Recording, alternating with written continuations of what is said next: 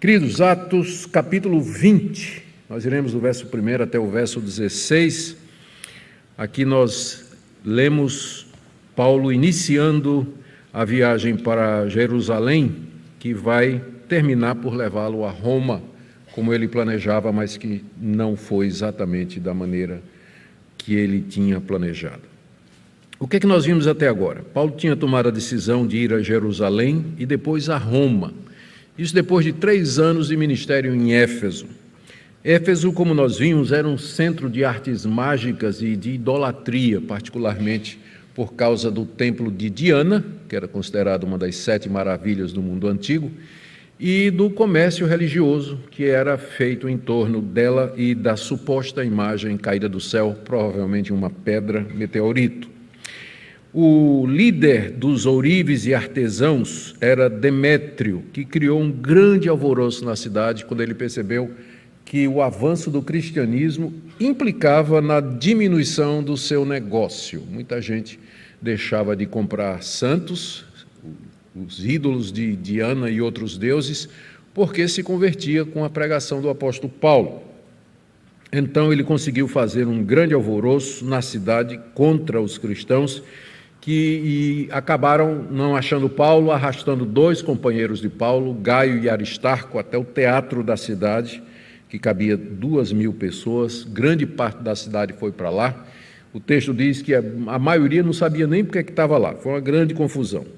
A situação colocou em risco a vida de Paulo, que queria falar, os amigos não deixaram, pediram para ele não se apresentar, e creio eu, Deus levantou o secretário da prefeitura, no texto chamado de escrivão, que fala à multidão no teatro para acalmar os ânimos.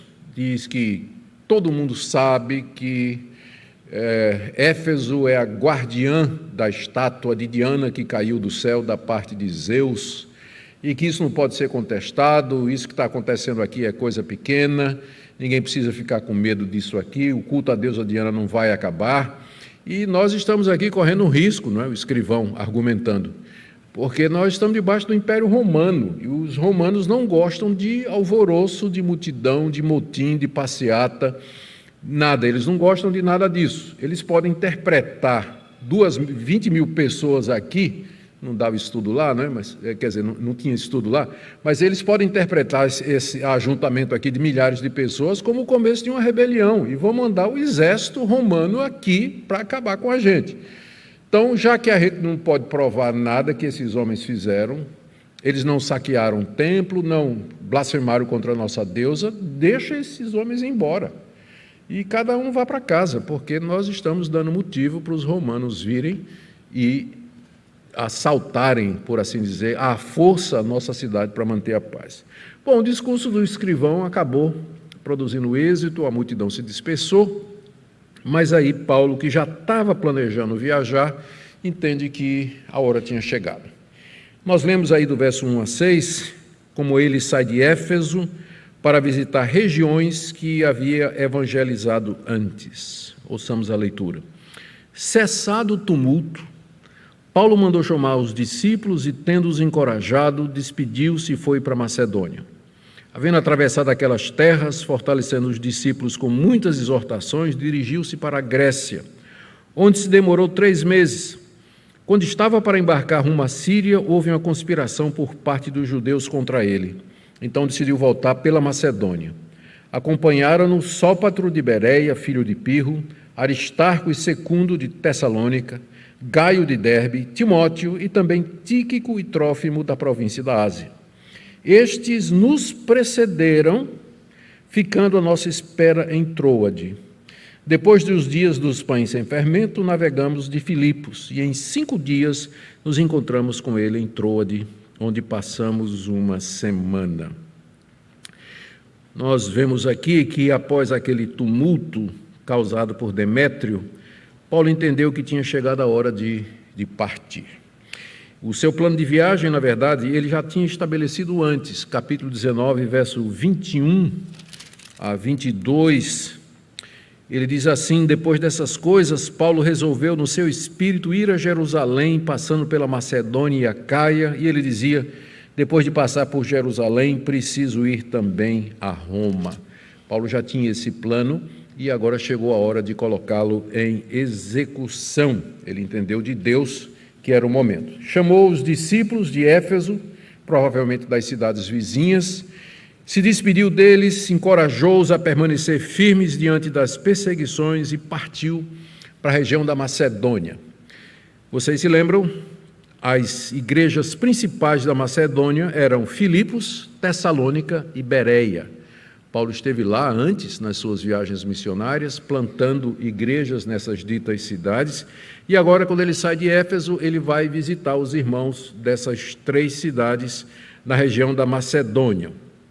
Nós lemos aí no verso 2, atravessou aquelas terras da Macedônia, essas 3 cidades que eu mencionei, fortalecendo os discípulos com muitas exortações.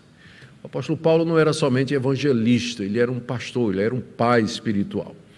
Ele estava preocupado não somente em começar novos trabalhos, expandir as fronteiras do cristianismo, mas que os cristãos crescessem com qualidade, com sabedoria, com maturidade. Por isso ele gastava tempo exortando, passando por toda aquela região, exortando aqueles irmãos, diz aqui o texto, com muitas exortações. Depois ele foi para a Grécia, nós estamos lendo aí. Grécia é a mesma província da Caia, e lá é que estava a cidade de Corinto e Cencreia, um porto que ficava próximo. Paulo passou 3 meses ali em Corinto. Essa visita aqui é especial, embora Lucas aqui não mencionou isso, né, pelo nome, diz apenas que ele dirigiu-se para a Grécia, onde ficou 3 meses. A gente sabe que na Grécia ou na Caia é que estava a cidade de Corinto, que Paulo tinha problemas de relacionamento, aliás, que a igreja de Corinto tinha problemas de relacionamento com Paulo, e que essa é uma daquelas visitas que é narrada na correspondência de Corinto, provavelmente talvez aquela em que Paulo foi até a igreja e a coisa não foi muito boa lá, ele teve que sair triste lá da igreja, o que ensejou que ele escrevesse a que a gente conhece como a segunda carta.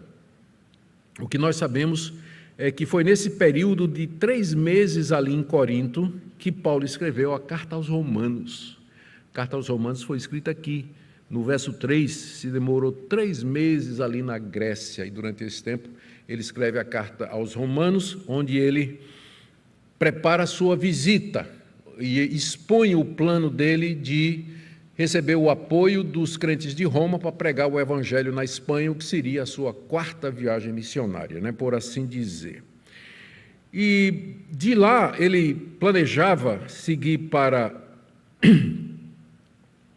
em frente, rumo a Jerusalém, mas ele na verdade ele queria ir para a Síria, diz aí o verso 3, estava para embarcar para a Síria. Houve uma conspiração por parte dos judeus contra ele, então decidiu voltar pela Macedônia. Nós já vimos que os judeus, quando podiam, perseguiam o apóstolo Paulo de todas as maneiras possíveis, quer seja por acusações levadas diante das autoridades romanas, quer seja através de apedrejamento e outros meios que eles usavam para dificultar o trabalho de Paulo. Lá na Macedônia, Paulo estava prestes a sair para a Síria, quando descobriu um complô dos judeus para machucá-lo, contra ele, uma conspiração.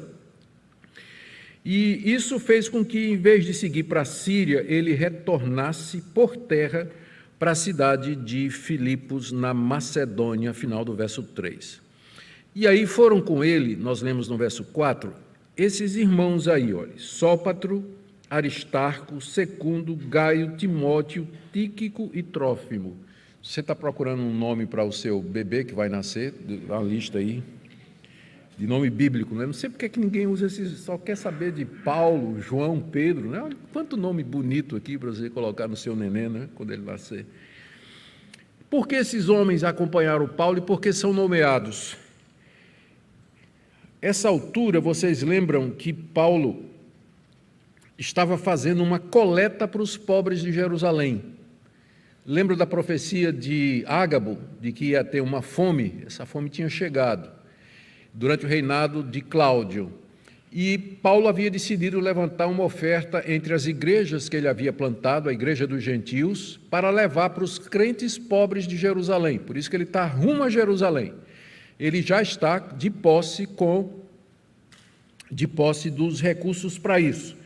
Se você der uma olhadinha lá na 2 de Coríntios, que eu disse que ele escreveu depois de ter estado lá, essa visita aqui de 3 meses, você vai ver que nos capítulos 8 e 9, Paulo dá instruções aos coríntios a respeito da coleta, que os coríntios ainda não estavam prontos, e diz que ele vai levar com ele irmãos que o acompanham, para não deixar dúvida de que Paulo não vai meter a mão no dinheiro. Porque, veja só, ele passou pelas igrejas levantando a coleta.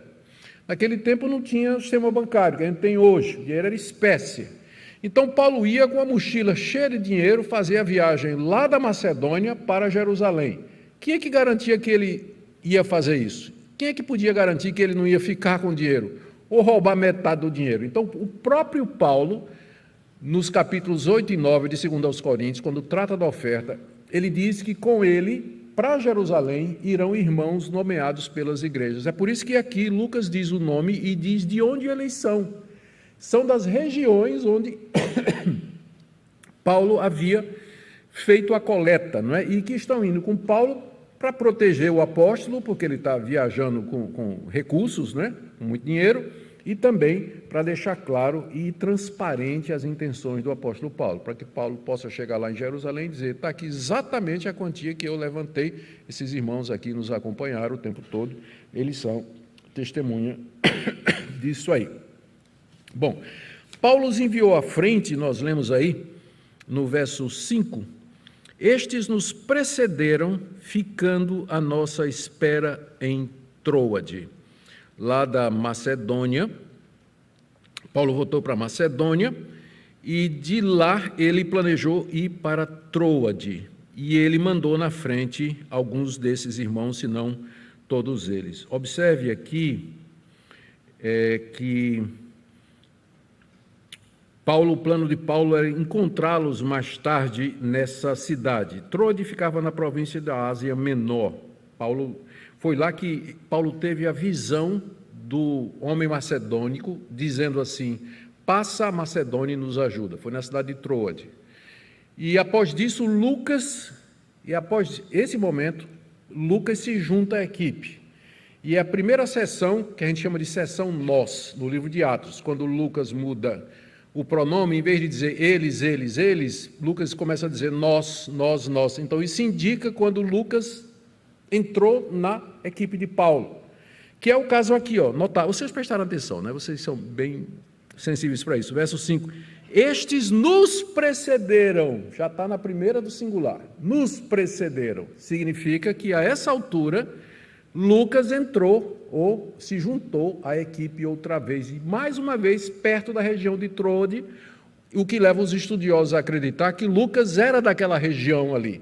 E toda vez que Paulo passava por ali, ele se juntava à equipe. E no final, Lucas vai acompanhar Paulo até Roma. Mas até aqui ele se juntava a Paulo quando Paulo passava por aquela região ali da Macedônia, de Troade. E, bom, depois de navegar 5 dias, Lucas vai, juntamente com todos aqueles homens, né, cujos nomes estão mencionados aqui, eles vão de barco até a cidade de Filipos. Eles se juntam em Filipos, eles vão de barcos até Troade, e Paulo vai a pé, e ali se encontram, verso 6, depois dos dias sem fermento, navegamos de Filipos, e em 5 dias nos encontramos com eles em Troade, onde passamos uma semana. Na verdade, Lucas foi com Paulo, né, a pé, caminhando de Filipos até Troade, 5 dias de viagem, e lá ficaram uma semana na cidade de Troade. Eu queria só chamar a sua atenção para 3 coisas aqui. Ele diz aqui que a razão, ele fala aqui, depois dos dias dos pães sem fermento. Bom, primeiro, nós vamos ver várias vezes no livro de Atos que Lucas usa como referencial de tempo as festas judaicas, o calendário judaico. Então, quando ele diz que depois dos dias dos pães sem fermento, nós navegamos para Filipos, ele provavelmente quis dizer que Paulo resolveu esperar esse dia, essa festa, que acontecia 7 dias depois da festa da Páscoa, e eram festas casadas. Então, Paulo provavelmente durante a Páscoa estava lá, juntamente com os irmãos judeus, que ainda praticavam alguns costumes oriundos de Moisés, e ele quis esperar chegar a festa dos pães sem fermentos, para dar testemunho de que o fato dele ser cristão não significa que ele era contra as instituições de Israel. Essa sempre era uma preocupação. Lembra que Paulo era perseguido constantemente pelos judeus. Quando ele podia dar uma demonstração de que ele não era contra o judaísmo, então ele fazia isso. No caso, eles provavelmente esperaram, ficaram lá em Filipos durante a festa dos pães sem fermentos e de lá 5 dias a pé até a cidade de Troade. A segunda coisa que eu queria lembrar para vocês é isso que eu falei. Paulo não era apenas um evangelista, mas um pastor que fortalecia, encorajava e discipulava os que criam. E a terceira coisa é os detalhes, que torna até a leitura e a exposição até complicada, os detalhes cronológicos e geográficos que Lucas dá das viagens de Paulo. A gente fica perguntando qual é o propósito disso, porque para nós não faz nenhum sentido. Tinha que ter um mapa aqui para mostrar para vocês de onde é que ele foi, por quê, quando, de onde foi para onde e tudo mais, não é? E a maioria dos leitores não vai ter isso acessível, né? Por que Lucas se preocupou com isso? Eu acredito que um dos objetivos de Lucas é aquele que está logo no início, né, do livro de Atos. Na verdade, está no Evangelho de Lucas, mas também no próprio livro de Atos, quando ele diz... aliás, no Evangelho, né, fica mais fácil. Marcos e Lucas, se você quiser abrir aí, Lucas 1, você vai ver que o objetivo era uma obra só, Lucas Atos, era um volume só, depois foi separado, mas a introdução de Lucas é a mesma introdução do livro de Atos, serve também. Lucas diz assim: visto que muitos já empreenderam uma narração coordenada dos fatos que entre nós se realizaram, conforme nos transmitiram os que foram desde o princípio deles testemunhas oculares e ministros da palavra, igualmente a mim pareceu bem, depois de cuidadosa investigação de tudo, desde a sua origem, dar-te por escrito, excelentíssimo Teófilo, uma exposição em ordem, para que você tenha plena certeza das verdades em que foi instruído. Lembra que Lucas está escrevendo Lucas Atos para Teófilo, um novo convertido, e que ele queria dar a Teófilo certeza dos fatos que Teófilo já tinha tomado conhecimento a respeito, não somente de Jesus, mas da expansão da igreja. Por isso, Lucas, quando escreve, ele dá, inclusive, aonde aconteceu, porque ele quer deixar clara a historicidade, a veracidade, a acuracidade daquilo que ele está escrevendo. Esse é um dos argumentos pelos quais nós consideramos o livro de Atos como sendo, de fato, da mão de Lucas. Teve um tempo que um liberal chamado Ferdinand Bauer, da Escola das Religiões de Tübingen, na Alemanha, que ele fez a proposta de que o livro de Atos teria sido escrito no século II, por algum cristão que queria refazer a história da igreja e apresentar uma versão maquiada, onde quem dá entrada aos gentios na igreja é Pedro e onde Paulo é um judeu praticante, para poder conciliar as duas facções que tinha na igreja apostólica, uma facção de Pedro e uma facção de Paulo. Não era nada disso, não é? Aí o livro de Atos foi escrito, na verdade, invertendo os papéis. Quem traz os gentios para a igreja é Pedro, lá na casa de Cornélio. E quem é o judeu praticante é Paulo, festa de Pentecostes, faz voto, circuncida Timóteo e por aí vai. Então, Ferdinand Bauer, ele propôs isso aí. E muita gente foi nessa onda, esquecendo a historicidade do livro de Atos. Até que, um estudioso que me foge agora o nome, ele resolveu fazer uma pesquisa histórica in loco. Ele começou não crendo, ele aderia a essa posição e resolveu verificar no próprio local, fazendo viagens, anotando a veracidade do que Lucas estava escrevendo. Ele terminou sua pesquisa dizendo que o livro de Atos só pode ter sido escrito por uma pessoa do primeiro século que conhecia profundamente aquelas regiões devido à acuracidade histórica, geográfica, arqueológica. É impossível ter sido escrito no século II dado ao conhecimento daquela época. E aí foi quando deu uma guinada nos estudos do livro de Atos, e então os estudiosos voltaram a considerar que, de fato, ele foi escrito no século I, e por alguém que conhecia bem o que estava dizendo. E um dos argumentos é a precisão geográfica dos lugares, dos detalhes que são dados aqui, que para nós pode parecer irrelevante, mas quando você chega no mundo da academia, dos críticos e dos liberais, é extremamente importante para ver que nós estamos lidando com um documento histórico que narra fatos, pessoas reais que fizeram coisas no tempo e no espaço, em vez de ser uma ficção, como muitos acreditaram. Essa é a razão pela qual nós encontramos tantas referências aí. Bom, voltando a Troade, do verso 7 a 12, nós lemos aí. Aqui já está em Troade, né? No primeiro dia da semana, nós nos reunimos a fim de partir o pão. Foi logo no primeiro dia da semana, subsequente à chegada dos discípulos, né, da entourage toda, né, Paulo e seus discípulos ali. No primeiro dia da semana, nós nos reunimos a fim de partir o pão. Paulo, que pretendia viajar no dia seguinte, falava aos irmãos e prolongou a mensagem até meia-noite. E vocês reclamam, né, pela extensão da pregação do pastor de vocês. Havia muitas lâmpadas no cenáculo onde estávamos reunidos. Note o plural aí, não é? Primeira pessoa, nós, Lucas estava lá. Um jovem chamado Eutico, que estava sentado numa janela, adormecendo profundamente durante a prolongada mensagem de Paulo, vencido pelo sono, caiu do terceiro andar embaixo. Quando levantaram, estava morto, mas Paulo desceu, inclinou-se sobre ele e, abraçando-o, disse: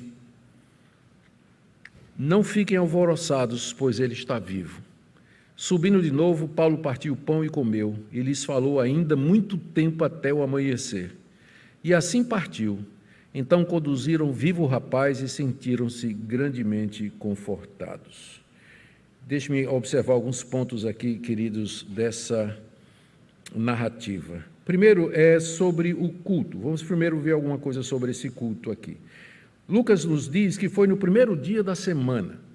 Primeiro dia da semana no calendário judaico, lembra que Lucas segue, quando ele usa... Quando ele fala de tempo, ele usa como referência o calendário judaico. O sábado terminava às 6 horas da tarde, o domingo começava a partir daí. O primeiro dia da semana começava a partir daí, no final do sábado. E virava a noite até o dia seguinte, até o final da tarde, aí vinha o dia seguinte.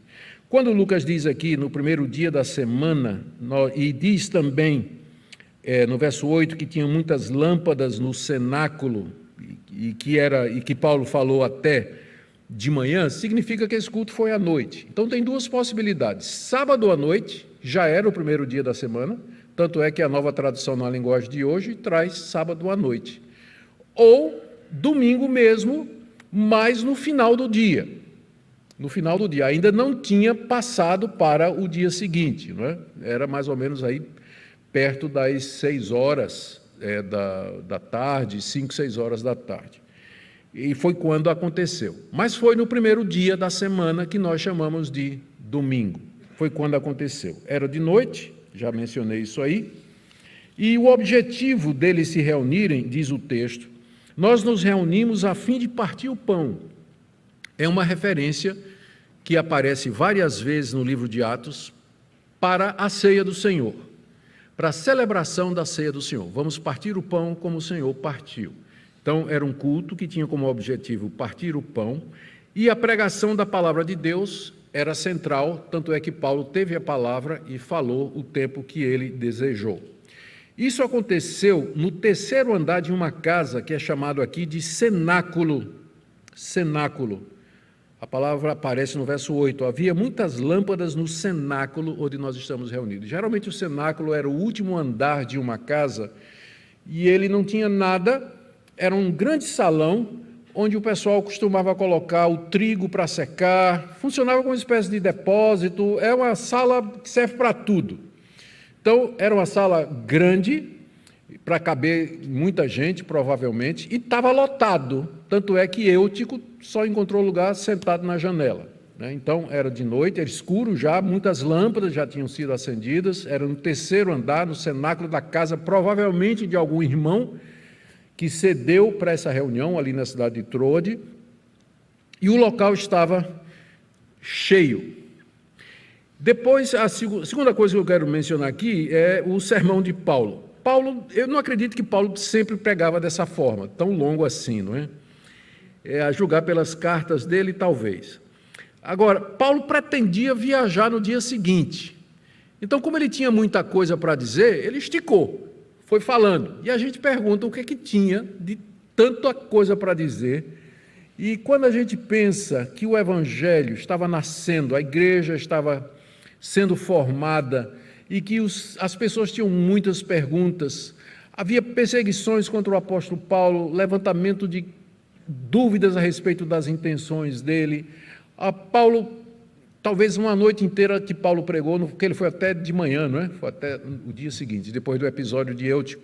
Então, a justiça de Deus pela fé, para que serve a lei, o papel de Israel na história da redenção, de que maneira nós podemos viver uma vida santa, como é que nós podemos enfrentar as perseguições que todos nós estamos vivenciando na pele, ali em Troade também. Havia tantas coisas que era preciso dizer, um sermão de 40 minutos não atenderia. Paulo não pretendia voltar tão cedo ali, por isso ele se estendeu pregando e expondo a palavra de Deus. Agora, eu também quero chamar a sua atenção para o Eutico. Esse rapaz, diz aí o verso 9, que ele estava sentado numa janela, provavelmente sala lotada, e mesmo que fosse Paulo pregando, ele acabou vencido pelo sono, o que me tirou uma culpa muito grande, né, de ver os irmãos dormindo durante meu sermão. Eu digo, rapaz, olha, se Paulo, né, teve gente dormindo no sermão de Paulo, quanto mais no meu, não é? Então, e ele caiu da janela, virou, né? Caiu, e diz o texto aí que ele foi socorrido, verso 9, mas foi dado como morto. Também uma queda de 3 andares, não é? Seria, talvez, aquilo ali, mais ou menos aquela altura ali, não é?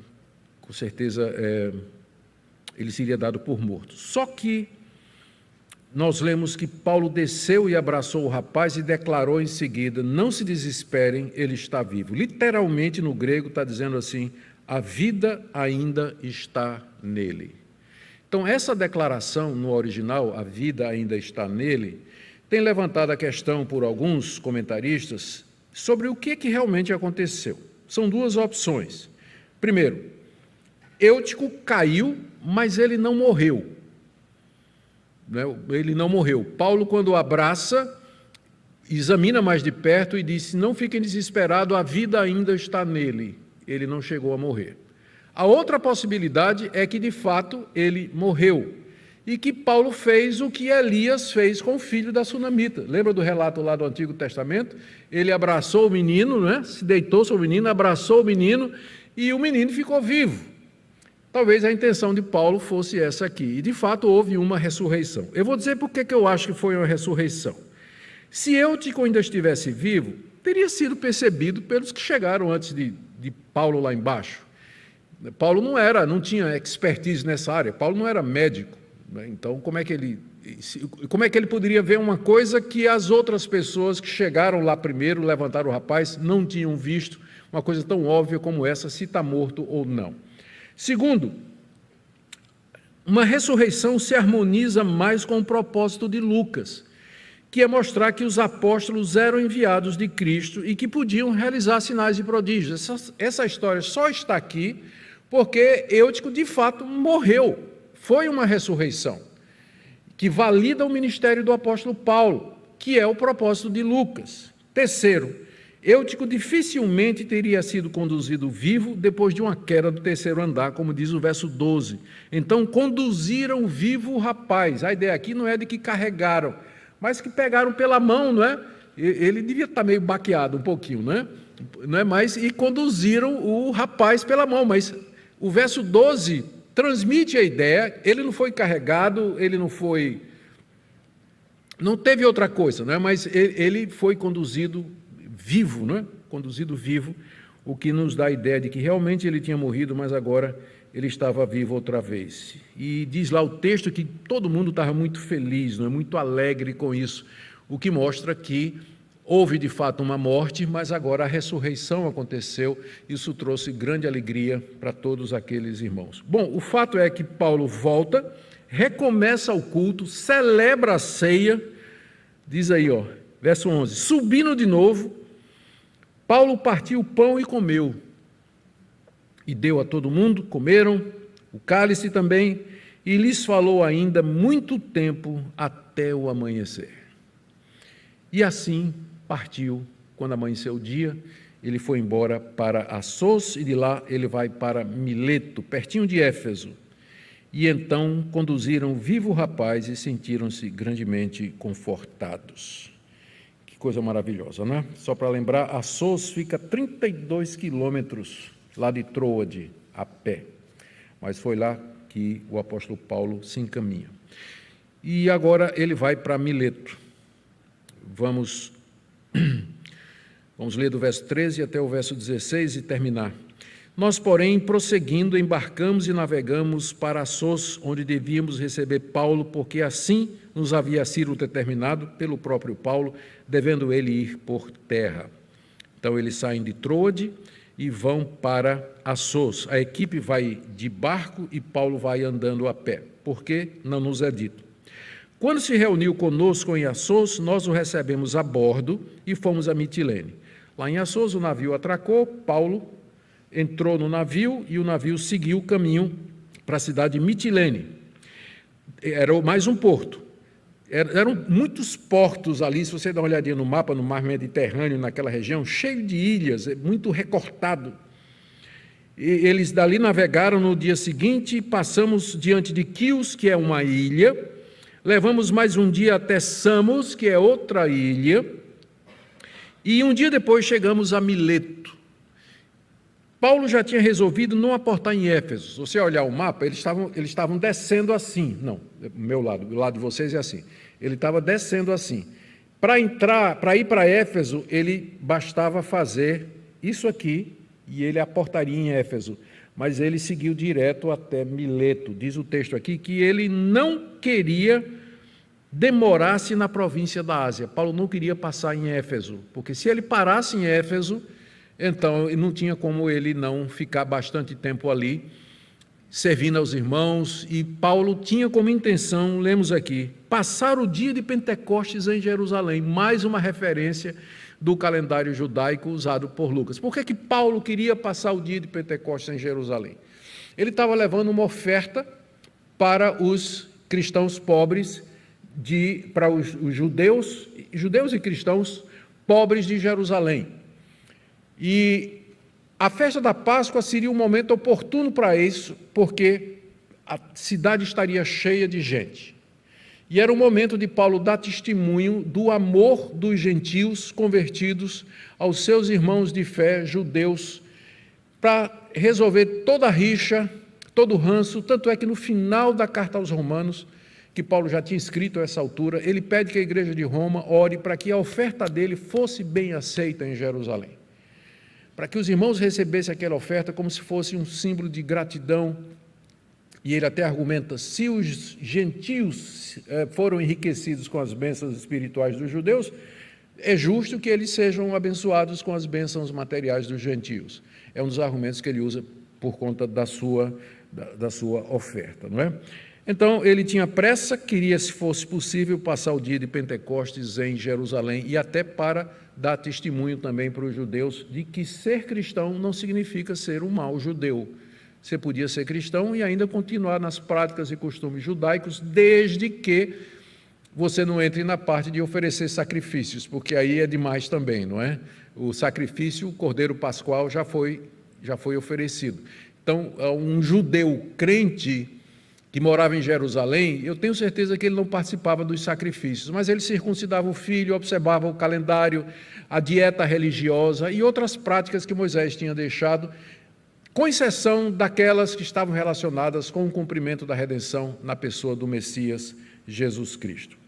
Muito bem, queridos, Na próxima mensagem, nós veremos o famoso sermão de Paulo aos presbíteros de Éfeso. Lá de Mileto, ele manda a Éfeso chamar os presbíteros da igreja, eles vêm para Mileto, e Paulo, então, traz talvez uma das passagens, um dos textos, uma das mensagens mais eloquentes e poderosas para a liderança da igreja que nós temos no Novo Testamento. Mas isso vai ficar para a próxima exposição. Aqui eu quero terminar perguntando o que é que a gente pode aprender. E eu quero tirar algumas lições bem breves aqui. A primeira delas é que é a respeito da prática apostólica de se reunir no primeiro dia da semana para cultuar e celebrar a ceia do Senhor e ouvir a exposição da Escritura. O Novo Testamento é muito claro a respeito disso. Várias vezes, pelo menos 3 vezes, se você colocar o Evangelho de João, mais 2 vezes, no Novo Testamento, se fala do primeiro dia da semana, que João vai chamar de o dia do Senhor, lá em Apocalipse capítulo 1. O dia do Senhor aqui é o dia em que o Senhor ressuscitou. Os primeiros cristãos, desde cedo, eles começaram a se reunir no dia da ressurreição de Jesus, que não era o sábado, era o primeiro dia da semana, para partir o pão, celebrar a ceia do Senhor e ouvir a palavra de Deus, conforme nós vimos aqui. Essa é a razão pela qual a grande maioria da cristandade celebra, guarda e cultua a Deus no primeiro dia da semana, à exceção de pequenos grupos, de grupos menores que insistem na guarda do sábado como sendo para nós cristãos. O sábado, mesmo que estivesse na lei de Moisés, ele tinha um elemento profético. Ele falava do descanso eterno de Deus, é um símbolo, simbolizava, era um tipo do descanso eterno de Deus, que só é possível mediante a ressurreição de Cristo. Quando Cristo ressuscita, ele termina a obra da redenção. Ele não termina a obra da redenção no sábado, como alguns dizem. Durante o sábado, a sexta, sábado e domingo, ele estava lutando contra os estertores da morte. Ele estava lutando, diz lá, não era possível que fosse dominado pela morte, mas ele vence no primeiro dia da semana, quando ressuscita de entre os mortos. Essa é a razão pela qual nós guardamos o dia do Senhor como sendo o primeiro dia da semana e não o sábado, porque está na lei. A lei para nós é essa: trabalhar 6 dias e descansar 1. O sábado cristão é o domingo, primeiro dia da semana. E em guardar o domingo, nós entendemos que estamos guardando e obedecendo a lei de Deus. Segunda coisa que eu queria lembrar para vocês aqui é a importância e a centralidade da pregação nos cultos. Gente, para que Paulo conseguisse manter aquele povo ali, final de tarde, varando a noite e amanhecendo o dia pregando. Que tipo de pregação vocês acham que era? Experiência, ele contando história, contando ilustração, contando piadinha, entretendo o povo. Era doutrina, era exposição do Evangelho de Cristo, das grandes verdades do Evangelho. É isso que é pregação, é isso que edifica a igreja. Paulo ia viajar no dia seguinte, ele tinha pouco tempo. Então vocês acham que ele aproveitou o pouco tempo, o tempo que ele tinha, fazendo outra coisa que não expondo as escrituras do Antigo Testamento para todos aqueles irmãos e dizer: irmãos, veja como isso se cumpriu na pessoa de Cristo, expondo o Evangelho, as grandes doutrinas da graça de Deus? Com certeza, e isso nos fala da centralidade da pregação. Você ficaria num culto onde o pregador falasse 10 horas seguidas, 8 horas seguidas? É meio complicado, né? Nem Hernandes Dias Lopes a gente ficaria escutando tanto tempo assim. Nem o Hernandes. Então, por quê? Porque estava trazendo... É claro que tinha a novidade, tinha a audiência de novos convertidos, discípulos recentes que precisavam ser instruídos, mas mesmo assim a centralidade da pregação da pregação da Bíblia transparece com muita clareza aqui nesse texto que nós temos aqui. Um outro ponto que eu queria chamar a sua atenção é que o cristianismo, durante os seus primeiros séculos, os cristãos se reuniram nas casas, eles usavam as casas. E os templos só foram construídos a partir do século IV, quando, depois do Edito de Constantino, Edito de Milão, se não estou enganado, que trouxe liberdade religiosa para todos debaixo do Império Romano. E o cristianismo, então, aproveitou isso aí E foi quando os cristãos deixaram de ser uma religião ilegal, o cristianismo deixou de ser uma religião ilegal, e os cristãos puderam construir seus locais de adoração. Os primeiros templos datam do século IV, V, primeiros locais, né, que foram construídos especificamente para isso, século IV e V. Por que eu estou dizendo isso?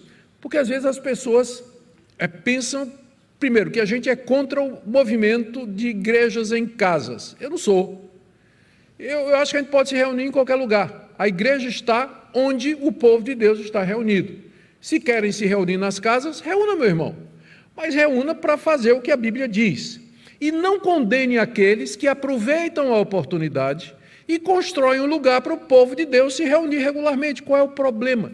Deus não habita em templos feitos por mão humana. E tua casa foi feita por anjo? Tua casa foi feita por anjo? Por que você se reúne então na sua casa, se o ponto é esse, que Deus não habita em nada feito por mãos humanas, e né, você se reúne nas casas, por quê? É o mesmo argumento. Qual é o problema da gente ter um templo, um local reservado especial? O problema está quando a gente santifica, sacraliza, não é? Isso aqui é santo, esse lugar, quando entrar ali já vai tirando as alpercatas do pé, né, já vá sentindo um clima. De fato, Deus não mora aqui, né, gente? Isso aqui foi um templo construído para abrigar a igreja. Nós não vamos adorar esse lugar, nem considerar como sendo um local mais santo do que os outros. Isso é o erro de muitos. Eu cresci numa igreja que ninguém podia passar por trás do púlpito, que ali é um lugar santo, é o altar. Púlpito não é altar. E nem cantor é levita. Tudo isso era do Antigo Testamento, gente. Era do culto do Antigo Testamento. Não tem mais isso. Os irmãos se reuniam em casas lá, cantavam provavelmente a capela, não é? Hoje em dia a gente tem o privilégio de ter um violino maravilhoso e um violão maravilhoso. Nós temos esse privilégio, vamos aproveitar. Mas provavelmente eles cantavam a capela no início, não tinha instrumentos a princípio, não é? Não tinha. Então, essa é outra lição que nós podemos tirar aqui. E a última lição que eu queria tirar é a maneira como o cristianismo cresceu durante os primeiros séculos. Uma religião que começou com um homem crucificado, cujos discípulos, um traiu, o outro negou, 10 fugiram, e rejeitado pelo povo, em menos de 300 anos, tinha se tornado a religião dominante do Império Romano. Como é que se explica esse fenômeno? Não tinha internet, não tinha os meios de comunicação que nós temos hoje, mas tinha isso aqui que nós vemos: casas abertas, irmãos sequiosos, pregadores cheios do Espírito Santo. Cristianismo se espalhou feito fogo de palha no Império Romano, até o ponto que o imperador sentiu que não dava mais para conter, e o cristianismo acaba se tornando a religião oficial do Império Romano algum tempo depois, por bem ou por mal. Mas isso mostra a pujança do cristianismo. Nós às vezes pensamos, que se a gente tivesse um marketing melhor, se a gente pudesse usar as redes sociais, tráfego pago para patrocinar isso, se a gente tivesse aqui um expert em motivação e tudo mais, a nossa igreja vai crescer. O cristianismo primitivo não tinha nada disso. Precisamos de pessoas crentes, cheias do Espírito Santo, casas abertas e gente corajosa como o apóstolo Paulo. Incansável, imparável, né? Imparável. Paulo era imparável, não tinha como parar. Nós precisamos de gente assim. E Deus pode levantar e fazer isso outra vez. Amém, irmãos?